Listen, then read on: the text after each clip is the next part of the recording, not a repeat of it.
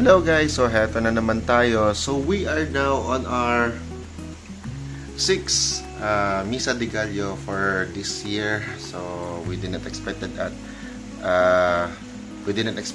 na umabot tayo sa 6. So tatlo na lang para matapos na yung Misa de Gallo, the 9th Misa de Gallo.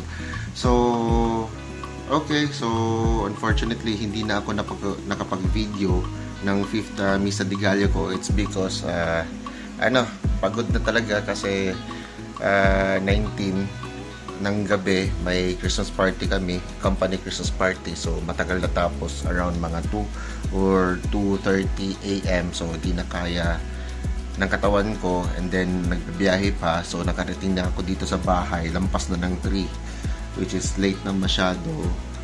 So, inantay ko pa mag 4:30. Naka-attend naman ako ng Misa de Gallo, pero unfortunately, wala na, hindi na kaya ng katawan ko or ng isipan ko na mag-video pa. So, that's why nakapagsimba ako na walang footage. So, sige lang. Importante, nasundan din naman for the 6th Misa de Gallo. And, right, here we are now. So, everything is ready. Magsasapatos na lang ako. So, the time now is 2:30 in the morning. So maya labas na tayo, panda rin yung motor, and then after that lakad na tayo pupunta ng simbahan. So maaga-aga pa naman, pero kailangan pa rin natin makahanap ng upuan for a better shot, and then comfortable place. So yun na muna, katatapos ko lang maligo, mag-toothbrush. So ito na, nakapagbihis. So paalam na muna ako kay misis, magsapatos, and then labas na tayo. Okay, stay tuned. Okay guys, so andito na tayo sa labas. So pinapaandar ko na yung motor para at least uminit man lang. So time now is nasa mga 2:40 in the morning. So yan, as of now medyo madilim pa masyado. Tulog pa yung mga tao sa mga kabahayan. So ako lang yung nandito, medyo madilim-dilim pa. Then maya alis na din ako kasi parang medyo late na masyado. So baka kasi bigla mag-start yung mass, hindi pa nakapag 3 AM. So kailangan makapaglakad na tayo. And then yun, so kita-kits na lang doon sa simbahan. Alis na ako. Okay guys, so here we are. So nandito na tayo sa simbahan. So hindi pa nakapag-start, pero at least nakapag-park na tayo. So ayan na yung motor natin, si King. Okay, so pwede na maiwan. So tara, hindi na akong patagal-tagal pa, lakad na tayo. So nga pala, unfortunately, umulan niya pala kagabi. Actually, naabutan ko yung ulan kagabi before ako natulog, pero hindi ko inakala na medyo may kalakasan pala. Kaya pala medyo may kabasa, medyo binabasa yung hinda. Pero okay na din kasi at least hindi na inabutan ng madaling araw. At least hindi nantala yung biyahe ko papunta dito. So that's why I'm here. Safe and sound trip. Pasok na tayo. Let's go.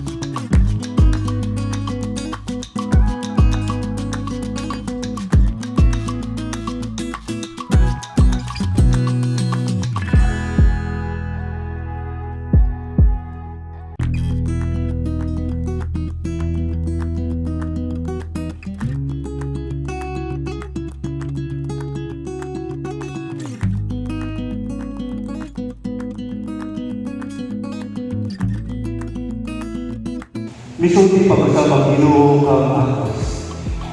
Pangayon milagro sa imong Ginoong Diyos, bisag kini at sa kinahanglan sa sul, o sa kinatugyan sa langit.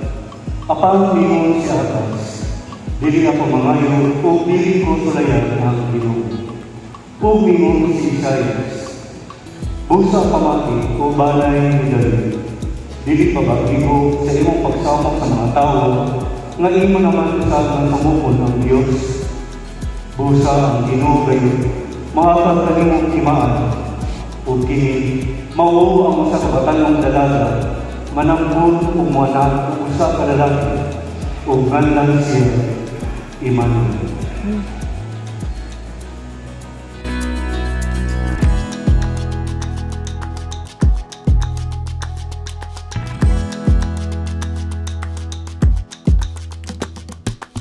Gikan kang Pablo, nga uliko ni Kristo Jesus, ipili pagka-apostol, o itawag sa Diyos, aron magwali sa maayong balita. Ang maayong balita, dugay ng isaat sa Diyos, pinaagi sa iyang mga propeta, o gisulay diha sa balaang kasulatan. May tungod kini sa iyang anak, ang atong Ginoong Jesucristo. Sa iyang pagkatao, kaliwat siya ni David. Sa iyang espirituhalong pagkabalaan, ipadayag siya nga anak sa Diyos, uban sa dakong gahom, pinaagi sa iyang pagkabanhaw. Pinaagi kaniya o tungod sa iyang ngalan, ihatagan ako sa Diyos o katungod sa pagka-apostol, aron pagkabit sa tanang katawan, aron mutuog sila o mutuman, laki kamo nga anaa sa Roma, nga itawag sa Diyos, aron maiya ni Jesucristo. Ang Ginoo malakadan niyo, Manausap kami. ang magsanyaw sa Ebanghelyo sumalang sa San Mateo. Himalaon ikaw, O Ginoo.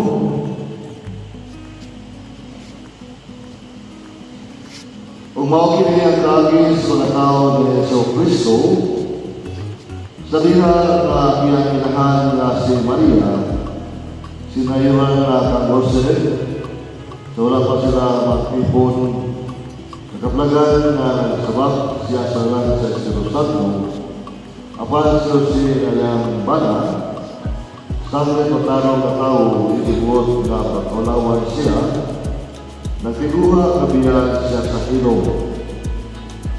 Pagsambang ng mabuna siyang ini, at may isang anghel sa ilong nakita kaniya, pinagi sa sampung ingon. Kasi kaliwat ng David, ayaw kahadlok, magnawat kang Maria na iyong asawa. Kaya niya isabak na lang sa Espiritu Santo. Manak siya usa ka bata na lalaki, o iganan mo siya o Jesus, pero asun niya iyang katawhan sa ilang mga salat. O biniwalo, kining tanan, o may kamong kining tanan, aron matuman ang ingon sa ilong. Pinagi sa propeta na ingon, tanawa o sa kababayang ulay, pagsabak o manak o na lalaki, o ilang pagkatapon ang iyang anak ni Manuel. Nasato pa ang Diyos uban kanato. Kaya itong ang sa mangko na nakako ka ay mangko o masabot ka nila may nakita ni Maria ng may mula ng asawa. O tinimo ang Diyos sa akin nakapakatanong tulang ng panasin ni Jose. Pagdawat ko kami sa balay na mayroon ng esposa. O hindi nabuo na ang pagpinoy sa mga propeta na ang manluwas pagkakayon diyan sa manay Ibigay. Tungod kay Jose na inuman siya pa-Apostle Father sa mga Jesus o Santo Bible Father, sabda na siya ay nakakatanda pangalan diya sa pagtimo sa iyang pagdawat ng Maria aron pagpalibot, pag-angkat o pagkatag o pagkadon na pagtabang sa kanyang ni Maria na sa bakit niya ang tumuran. O si Maria na niya esposa na kahimos sa paglawas sa mundo sa Ginoo na siya pagpapatagon na akakon niya sa lubog na mahimong ilahan sa buturan sa Panginoon na mahimong na itong manluluwas sa tauhan o bilangin na niya mapasaylo